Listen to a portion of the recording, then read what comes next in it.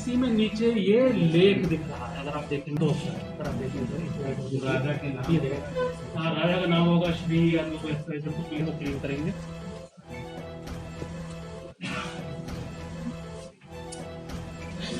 अच्छा ये गद्दा टाइप की लग रही है, हमें लगा ये फोन है, कहीं ऐसा ना हो हनुमान मंदिर बनने नहीं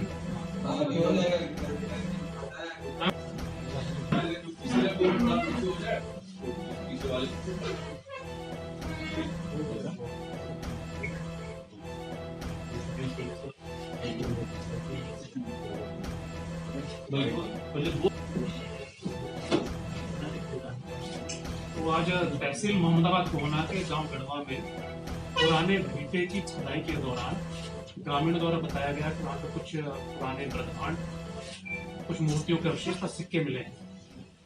सूचना मिलते ही एसडीएम साहब, सीओ साहब के साथ मौके पर कुछ चांदी के पुराने सिक्के पाए गए, जिन सिक्कों को गांव वालों से इकट्ठा किया गया। सिक्कों की गिनती कराई गई, कुल 128 सिक्के वहां प्राप्त हुए। प्रथम दृष्टया देखने में सारे सिक्के तांबे के, कुछ पुराने सिक्के जो हैं अपनी नेचुरल अवस्था में है, उनका रंग जो है हरा नीला है, जो कि तांबे की पहचान है। गांव वालों ने कुछ जो सिक्के उठाए थे, उन्होंने साफ करने के लिए उनको किसी पत्थर वगैरह पर घिस किया, तो उन सिक्कों से भी स्पष्ट हो रहा है कि वो तांबे के।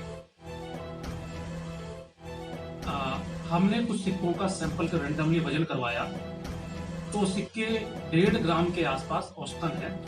हर सिक्के का वजन लगभग 1.5 ग्राम के आसपास करवाया है, और सिक्कों का डायामीटर लगभग 22 से 23 मिलीमीटर है। साथ में वहां पे कुछ पुराने बर्तनों के अवशेष मिले हैं, कुछ जो मटकी आप देख रहे हैं, इस मटकी में सिक्के पाए गए बताए गए हैं। इसके अलावा पुरानी मूर्तियों के टेराकोटा की मूर्तियां, जिन पर मानवकार की बनी है, अवशेष मिले हैं, मूर्ति आपके सामने है। तथा कुछ घरेलू सामान जो प्रतीत होता है कि किचन में बेलन टाइप का या किसी का सामान है, वो मिले हैं। एक अत्यंत महत्वपूर्ण काली टेराकोटा की ब्रह्मांड मिला है, जिसपे एक देवता की तस्वीर अंकित की गई है, जो प्रथम दृष्टया देखने में हनुमान जी जैसी लगती है। तो आप देखना चाहेंगे, उनका जो केश विन्यास है, गदा प्रतीत हो रही है, तो ऐसा लग रहा है कि हनुमान जी की ये तस्वीर उकेरी गई। मौके पर जिला प्रशासन के द्वारा जो प्राप्त सामान है, उसको अपने कब्जे में ले लिया गया है। इनकी इन्वेंट्री बनाई जा रही है। इन्वेंट्री बनाने के पश्चात इनको हम सेफ कीपिंग पे ट्रेजरी रखेंगे। उत्तर प्रदेश के पुरातत्व निदेशालय को सूचित किया जा चुका है, और हम आशा करते हैं कि आने वाले कुछ दिनों में उत्तर प्रदेश पुरातत्व निदेशालय की टीम स्थल पे आएगी, और वो वहाँ जांच पड़ताल करेंगे। आवश्यकता पड़ेगी तो अपना वो जैसा हमको लगता है उस हिसाब से मौके पर खुदाई वगैरह की कार्रवाई की जा सकेगी। हम आशा करते हैं कि इस स्थल से जो ये पुरातत्व अवशेष मिले हैं, इनसे जनपद मऊ ही नहीं बल्कि पूर्वांचल के अतीत के बारे में हमको कहीं जानकारी मिलेगी। आप सभी जानते हैं कि किसी भी क्षेत्र में जो पुरातत्व अवशेष मिलते हैं, उनको डेट करना थोड़ा मुश्किल होता है, पर सिक्के मिलने से आसान हो जाता है, क्योंकि सिक्कों के बारे में अच्छी खासी न्यूमिस्मेटिक्स की स्टडी होती है। उन पे कुछ जो लिखा होता है कि किस राजा ने या किस सम्राट ने उनको इशू किया, उनके बारे में लिखा होता है। उससे हमें आइडिया लग जाएगा कि ये सभ्यता या ये शहर जब रहा होगा वो कितना पुराना है। किंतु जो थोड़े साफ किए गए सिक्के हैं, इनको देखने में प्रथम दृष्टया लग रहा है, और मूर्तियों की कलाकारी से देखने में प्रथम दृष्टया लग रहा है कि यह अवशेष लगभग 1500 से 2000 साल पुराने हैं। आधिकारिक रूप से इसमें पुरातत्व वाले ही कह पाएंगे, और हम आशा करते हैं कि जब इसमें स्टडी की जाएगी, बृहद स्तर पर यहाँ पे खनन किया जाएगा, खुदाई करने के बाद जो अवशेष और यदि मिलते हैं, तो हमारे जनपद मऊ के इतिहास में एक अन्य चैप्टर जुड़ जाएगा, स्वर्णिम चैप्टर जुड़ जाएगा इसमें।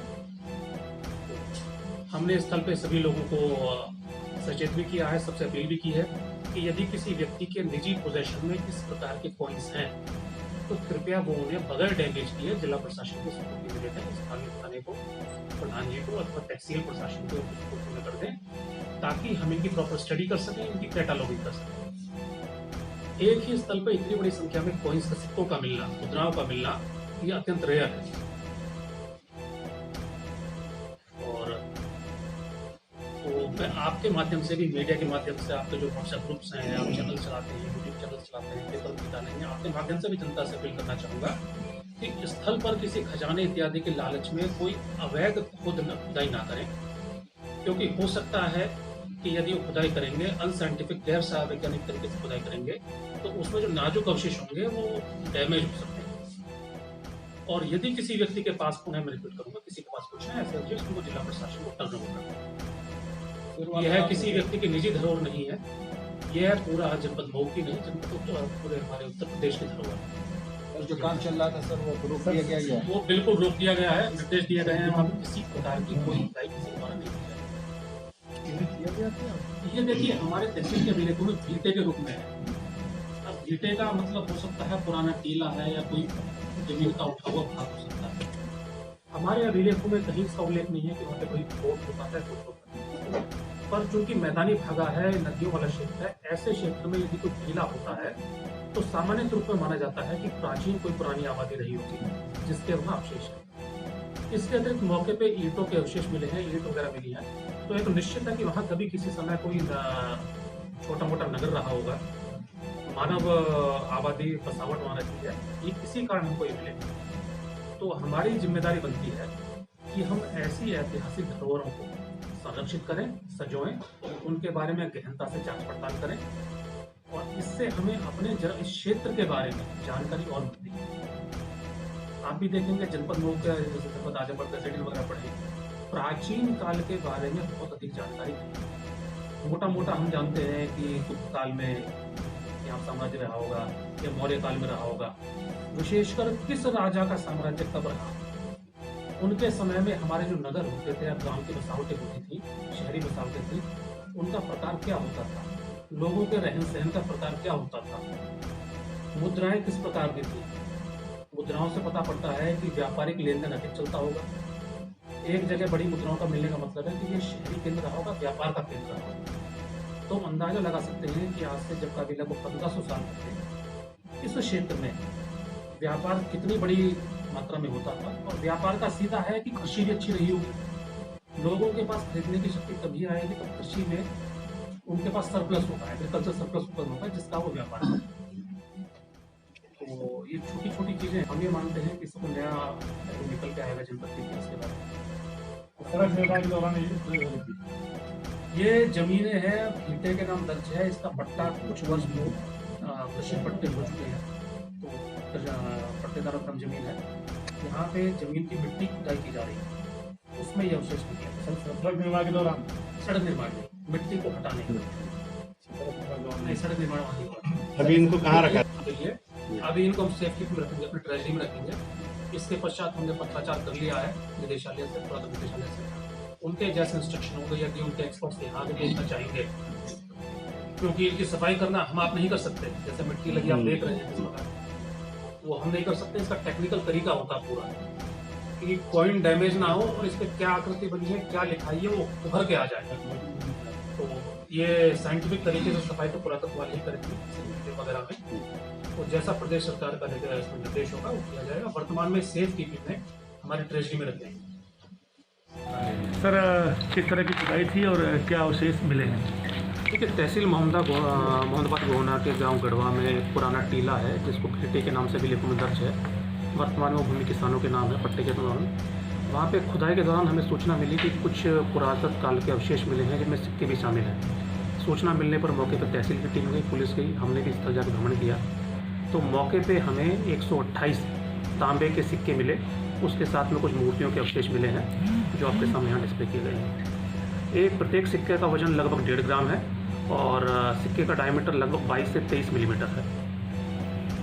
हमने वर्तमान में उत्तर प्रदेश सरकार के पुरातत्व निदेशालय को सूचित कर दिया है, उनको सूचना दे दी गई है और हम आशा करते हैं कि पुरातत्व निदेशालय की टीम जल्द ही आकर मौके पर वैज्ञानिक तरीके से खुदाई करेगी और इन सिक्कों का, चूँकि ये तांबे के पुराने सिक्के हैं, पर पटाइना जमा हुआ, उनकी सफाई वगैरह करने का और उनके बारे में पता करने का कि किस काल के हैं, किस साम्राज्य के सिक्के हैं, वो कार्य पुरातत्व निदेशालय करेगा। सर, कितने प्राचीन है, साल पुराने? प्रथम दृष्टया लग रहा है कि लगभग 1500 से 2000 साल पुराने होंगे, पर आधिकारिक तौर पे इसकी पूर्ण जांच के बाद ही ये स्पष्ट हो पाएगा कि कितने पुराने हैं। सर, खुदाई बंद है कि खुदाई मौके पर रोक दी गई है और जब तक पुरातत्व की टीम नहीं आती है वहाँ पे किसी प्रकार की खुदाई का कार्य नहीं किया जाएगा। कुछ मूर्तियों के अवशेष मिले हैं जिनमें एक देखने में प्रतीत होता है कि किसी देवी देवता की है और स्पष्ट रूप से आधिकारिक तौर से तभी कह पाएंगे तब पुरातत्व वाले इसकी जांच कर लेंगे।